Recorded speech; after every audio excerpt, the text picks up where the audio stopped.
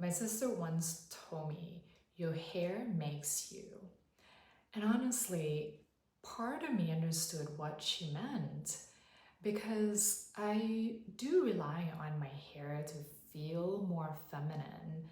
It has been part of how I see myself.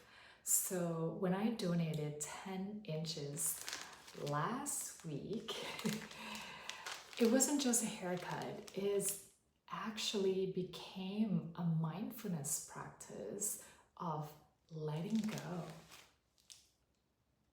Sometimes letting go is not hard because the thing itself is impossible to let go. And sometimes letting go is hard because of the identity we attach to it. This was probably my 5th time donating my hair. Most time I donate approximately 10 to 12 inches, and I usually do it around my birthday as part of a selfless practice or Siva. And it's not because I don't care about my hair. I do. And that's what makes this practice more interesting. It's easy to say we are not attached to something when we are not asked to release it. But when something has become a part of how we see ourselves, letting that go can feel tender. So for me personally, my hair is connected to femininity, beauty, identity, how I present myself, how I feel in my body. So when I choose to donate it, I'm not pretending it means nothing. I'm practicing something a little deeper here. The cause is greater than my identity. And that doesn't mean identity is bad. Identity helps us move through the world. It gives us a sense of self. But mindfulness reminds us that we are not only what we consciously identify as. We are not only just our beauty, our roles, our title, our history, or even the version of ourselves that other people recognize. We are always growing, always changing. I grew up in a Buddhist family in Thailand where donation was very normal, and giving is actually part of life. And later, I got curious about the idea of gaining merit through giving. In Buddhism, giving is one of the foundational practices. But for me, in this video, I'm not trying to make anyone Buddhist. It's about mindfulness lesson inside giving. True giving asks us to look at attachment, not from judgment, but from honesty. What am I still holding on to?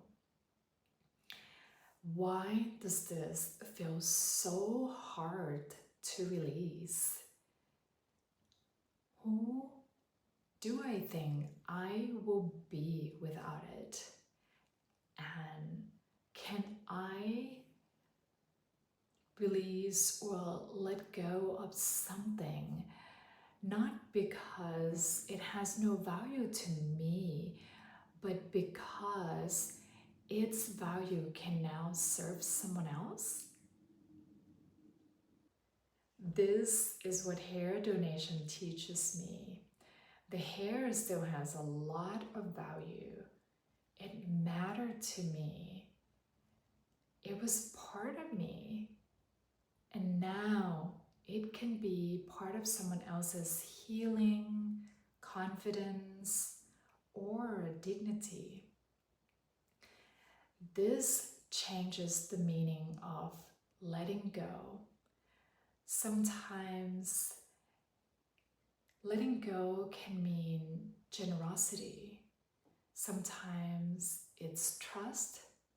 Sometimes it's remembering I am still me, even when something familiar had changed.